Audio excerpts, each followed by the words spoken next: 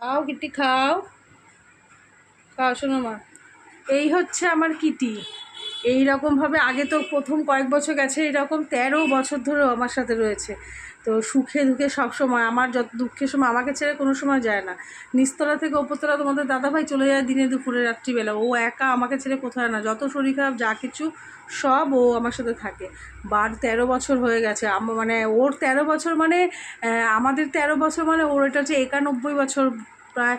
হ্যাঁ, প্রায় 90-91 বছর বয়স হয়ে গেছে ওর। কারণ হচ্ছে আমাদের 1 বছর, ওদের হচ্ছে 7 বছর। তাহলে সেই রকম সমান ওর বয়স হয়ে গেছে, তবু এখনও দেখো একা একা খেতে পারে না, কোনো সময় একা একা খায় না, ওকে খাইয়ে দিতে হয় এইভাবে এরকম করে। তো আজকে খাচ্ছে ও পার্শে মাছ দিয়ে, কারণ ও চিকেন দিয়ে আজকে আর দিইনি। ওকে আমি এমনি কোনো বাইরের খাবার খাওয়াই না, ঘরের খাবারই খাওয়াই। যে আমার ছেলে যা খায় তাই ওকে খাওয়াই এরকম। আবার না খাইয়ে দিলে অভিমান হবে, বিস্কুট খাবে, এরপরে ভাত খাওয়ার পরে বিস্কুট খাবে। তো ওকে নিয়ে আমার সারাটা দিন সময় চলে যায়, এইভাবে হাসতে খেলতে সময় চলে যায়। দিনে দুপুরে রাতে সবসময়। একটা সময় মনে হতো যে বাড়িতে কেউ নেই, দম আটকে আসে, সেই সময়টা কিন্তু ওই কিন্তু ছিল আমার সঙ্গে, এখনও আজও আমার সঙ্গী আছে। আমি তো আগে যখন ছোটো মেয়ে ওকে দিয়ে গেছে আমার কাছে, ছোটো মেয়ে ছেড়ে যাওয়ার পরে প্রচণ্ড একা, বড় মেয়ে অফিস চলে যেত আর ওর বাবা দোকানে চলে যেত, কী করবো তখন? ও যেন তো সারাদিন আমাকে জড়িয়ে নিয়ে বসে থাকতো এরকমভাবে আমাকে নিয়ে। আমাকে ছেড়ে কিন্তু কোথাও কোনোদিনও যায়নি।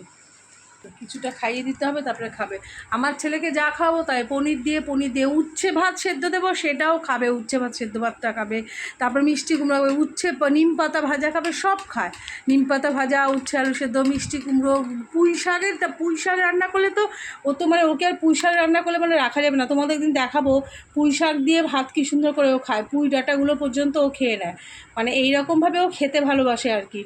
ও সব খায়, মানে আমাদের সাথে সব খাবে, আলু সেদ্ধ বাটার থেকে শুরু করে পনিরের তরকারি, নিম পাতা ভাজা, উচ্ছে সেদ্ধ দিয়ে ভাত মাখা, নিরামিষ তরকারি সব খাবে, সব মোচা কচু ঘেঁচো মূলো সব খায়। মানে কিছু খায় না এমন কিছু বাকি নেই। আর খেয়ে নাও, একটুখানি আছে খেয়ে নাও বা খেয়ে নাও। তো ওকে নিয়েই সময়টা চলে যায় আর কি এখন আমার, জানো তো।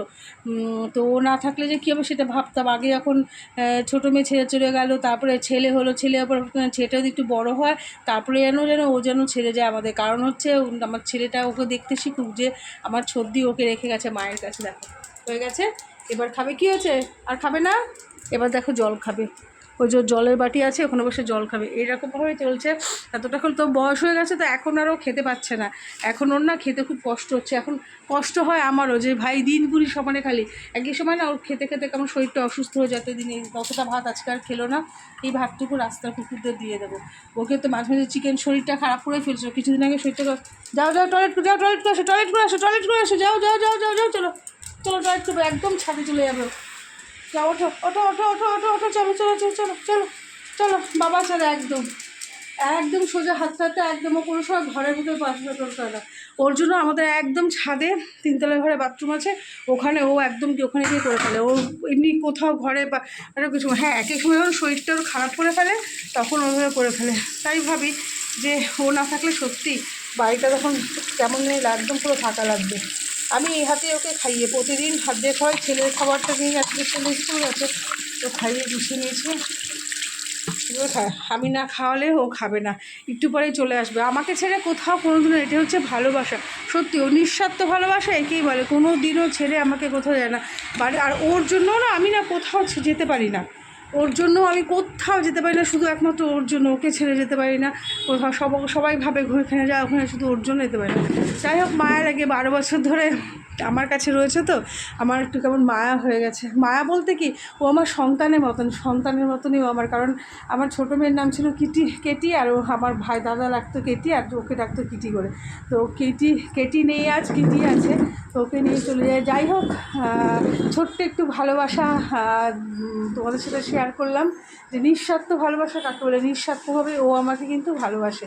তো যাই হোক, ভালো থেকে সকলে। বাইরেটা কিন্তু অনেকটা অন্ধকার, তো সবাইকে ভালো থেকে। ভিডিওটা ভালো লেগে থাকলে অবশ্যই আমার কিটিকে কিন্তু সবাই ভালোবাসা দিও।